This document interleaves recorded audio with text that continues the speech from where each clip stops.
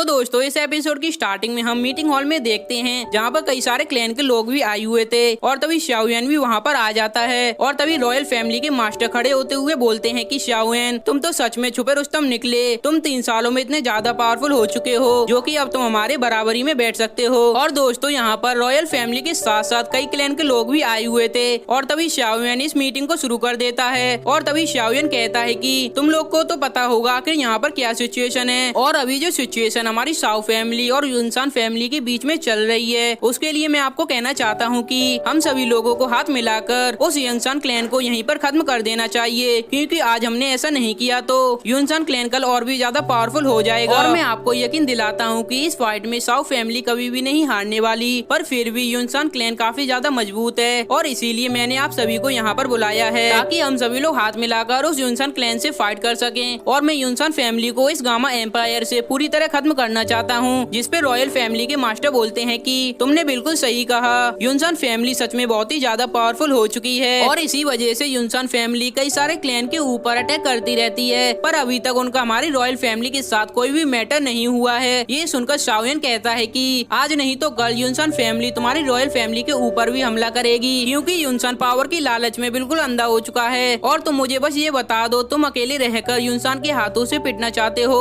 या मेरे साथ हाथ मिलाकर युनसान क्लैन को पूरी तरह डिस्ट्रॉय करना चाहते हो और उसके बाद हमें युनसान क्लैन से कोई भी खतरा नहीं होगा। और ये सुनकर रॉयल फैमिली की यंग लड़की बोलती है कि अगर गामा एम्पायर में युनसान क्लैन पूरी तरह खत्म हो जाएगा उसके बाद तुम्हारी शाओ फैमिली ही यहाँ पर सबसे ज्यादा पावरफुल होगी। और ये सुनकर शाओयन कहने लगता है कि हाँ, युनसान क्लैन के बाद हमारा शाओ क्लैन ही पूरे गामा एम्पायर के अंदर सबसे ज्यादा पावरफुल होगा। कि तभी वो यंग लेडी बोलती है कि इसकी क्या गारंटी है तुम्हारी शाओ फैमिली पावरफुल होने के बाद युनसान क्लैन की तरह नहीं बोराएगी। ये सुनकर शाओयन कहने लगता है कि इसकी चिंता मत करो, हमारी शाओ फैमिली किसी भी तरह की कोई भी वायलेंस क्रिएट नहीं करेगी। और तभी शाओयन कहता है कि इस फाइट के अंदर मैं अपनी आखिरी सांस तक लड़ूंगा। और तभी थोड़ा सोचने के बाद आइस एम्परर बोलते हैं कि मैं इसके लिए एग्री हूँ, क्योंकि मैं जानता हूँ कि युनसान क्लैन का साथ देने का मतलब है सीधा सीधा बुराई का साथ देना, और मैं बुराई का साथ तो कभी नहीं देने वाला। और तभी वो फैमिली का एक बंदा बोलता है कि इस फाइट के अंदर तुम्हारे पास कितने चांसेस हैं कि तुम जीत सकते हो। और तभी रॉयल फैमिली के मास्टर बोलते हैं कि मैं मानता हूँ कि तुम्हारे पास कई सारे दाव होंग लेवल के वॉरियर्स मौजूद हैं, पर युनसान को हराने के लिए ये सब काफी नहीं। और तभी शाओयन अपनी चुटकी बजाता है और वो तीनों दाव होंग लेवल के वॉरियर्स वहाँ पर आ जाते हैं। और फिर शाओयन उन सभी को बताने लगता है कि मेरे पास भी कई सारे दाव होंग लेवल के वॉरियर्स मौजूद हैं। और तभी वो लोग उन सभी को देखकर कहने लगते हैं कि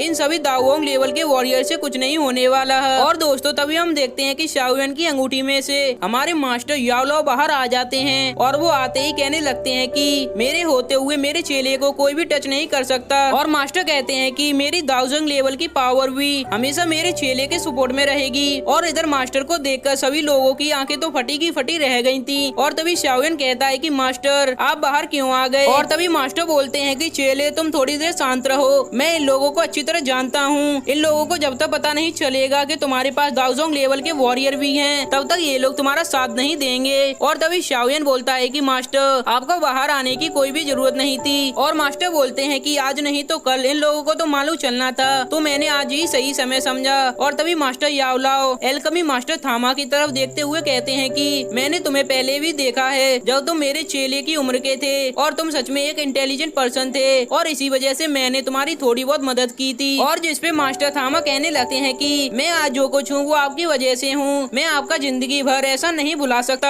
और तभी मास्टर याओलाओ कहने लगते हैं कि वो तो बस मुझे तुम अच्छे लगे थे और इसीलिए मैंने तुम्हारी थोड़ी सी हेल्प कर दी। और तभी मास्टर याओलाओ कहने लगते हैं कि अब मुझे चलना चाहिए। और वो जाते हुए अपने एटीट्यूड में बोलते हैं कि तुम लोग जरा सोच समझ कर फैसला करना। और ऐसा कहते ही वो अपने स्पेस रिंग के अंदर चले जाते हैं। और तभी शाओयन सब लोगों से पूछने लगता है कि आप लोगों ने इस बारे में क्या फैसला लिया। और सबसे पहले एल्केमी मास्टर थामा बोलते हैं कि जिसके मास्टर याओलाओ हो वो कैसे हार सकता है, और इसीलिए मेरी एल्केमी एसोसिएशन खुलकर शाओयन का साथ देगी। और तभी वो फैमिली भी इसके लिए एग्री हो जाती है। और तभी शाओयन रॉयल फैमिली की यंग प्रिंसेस से कहने लगता है कि अगर तुम्हारी फैमिली हमारा साथ देना चाहती है तो दो, मैं तुमसे कोई भीख नहीं मांग रहा। और तभी रॉयल फैमिली के मास्टर इसके लिए एग्री हो जाते हैं। और तभी नलान फैमिली के मास्टर कहने लगते हैं कि मेरी फैमिली भी तुम्हारे साथ में है। और दोस्तों तभी आइस एम्परर के पास एक नोटिस आता है और ये देखकर शाओयन आइस एम्परर से पूछने लगता है कि क्या हुआ। और तभी आइस एम्परर बताते हैं कि युनसान तुम्हारी एक्स गर्लफ्रेंड यूनियन और गुहे की शादी करवाने वाला है। और ये सुनकर शाओयन के तो होश उड़ गए थे। और दोस्तों फिर हमारा सीन शिफ्ट होकर यूनियन पर आता है, जो कि अपने कमरे में बैठी हुई थी। और तभी वहाँ पीछे से गुहे आ जाता है, पर वो रूम के बाहर खड़ा हुआ था। कि तभी यूनियन कहती है कि अगर तुम्हें कुछ कहना है तो अंदर आ सकते हो, वरना यहाँ से चले जाओ। और ये सुनकर गुहे रूम के अंदर आ जाता है।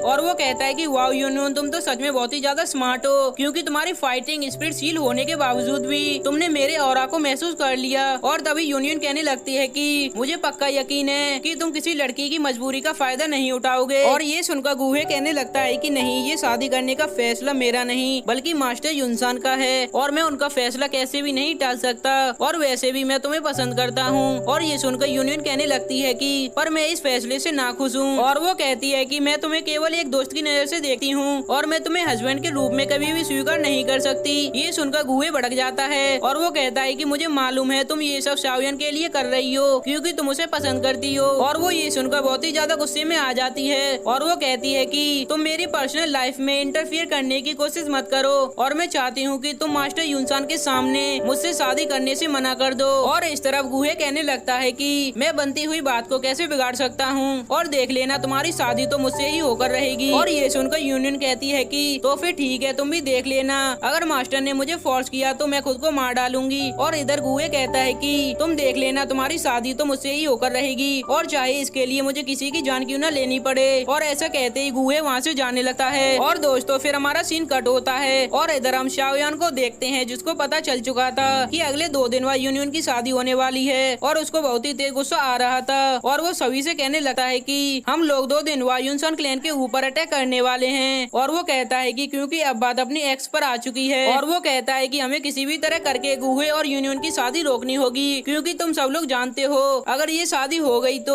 गुहे की वजह से कई सारे पावरफुल वॉरियर युनसान क्लैन को ज्वाइन कर लेंगे, और फिर हमारे लिए मुसीबत खड़ी हो जाएगी। और इस बात के लिए सभी लोग एग्री हो गए थे, और तभी ये मीटिंग यहीं पर एंड हो जाती है। और दूसरे सीन में हम शाओयान को देखते हैं, जो कि चांदनी रात में आसमान की तरफ देख रहा था, कि तभी वहाँ पर क्वीन मेडुसा आ जाती है। और इधर क्वीन मेडुसा अभी भी गुस्से में थी, इसीलिए शाओयान कहता है कि बेटा अभी मामला गर्म है, और इसीलिए मुझे शांत रहना चाहिए। और तभी शाओयान कहने लगता है कि क्वीन मेडुसा तुम थोड़े दिन और वेट कर लो, उसके बाद मैं तुम्हारे लिए सोल रेजुरेक्शन पिल तैयार कर दूंगा।